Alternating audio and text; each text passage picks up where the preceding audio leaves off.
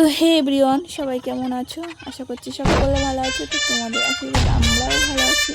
তো আজকে আমি একটু ট্রাই করছিলাম ডিমের চপ বানানো, সবাই করে।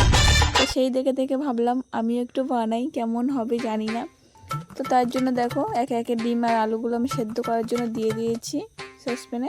আর এই যে দেখো এখানে আমি চিড়ে ভাজা পেয়েছিলাম, তাই নিয়ে এসেছিলাম, কারণ আমি রুটি মানে পাউরুটি পাইনি।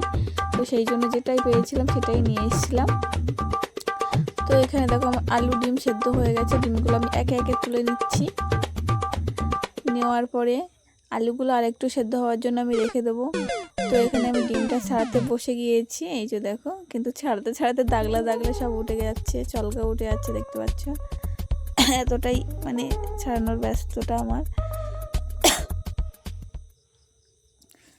তো চলো, আমার মতো তোমরাও কে কে ট্রাই করছো বলো। তো আমি ট্রাই করতে গিয়ে মানে প্রথমেই বলছি, মানে ডিমের চপ করতে গিয়ে ডিমের হালুয়া করে ফেলেছি। তো সবাই ভিডিওটা শেষ পর্যন্ত দেখলেই বুঝতে পারবে। তো আমি তেলটা ওভেনে দিয়ে নিয়েছি, দেওয়ার পর তেলটা গরম হয়ে যাওয়ার পরে একে একে আমি সমস্ত কিছু মানে আলুটা একটু মানে করার জন্য সমস্ত কিছু দিয়ে দিচ্ছি ভাজবার জন্য। সেদ্ধ আলুটা আর একটু ভালো করে ভাজবার জন্য, কষানোর জন্য একে একে ওভেনে সব দিয়ে দিলাম। বেশি কিছু দিইনি, ঘরোয়া পদ্ধতিতে করার ট্রাই মানে চেষ্টা করছিলাম, কিন্তু আমার দুটো জিনিস একটু বাড়িতে আনা ছিল অনেক দিনকার। তো সেই জিনিস দুটো দেওয়ার জন্য আমার একদম মানে ডিমের চপটা হালুয়া হয়ে গেছে। তো সবাই চেষ্টা করো যে দোকান থেকে নতুন জিনিস এনে দেওয়ার, কারণ মানে খাওয়ার জিনিস তো মাসখানেক থাকলেই দেখলাম সেই জিনিসের কোনো আর আয়ু থাকে না, সেটা একদম পুরোপুরি নষ্টই হয়ে যায়। তো আলুটা আমার কষানো হয়ে গেছে, দেখো একদম আলুটার যা কালার এসছে না, সত্যি কথা বলতে আমার জিভে জল চলে আসছে। তো যাই হোক, ডিমগুলো আমি চাকা করে কেটে নিচ্ছি একে একে।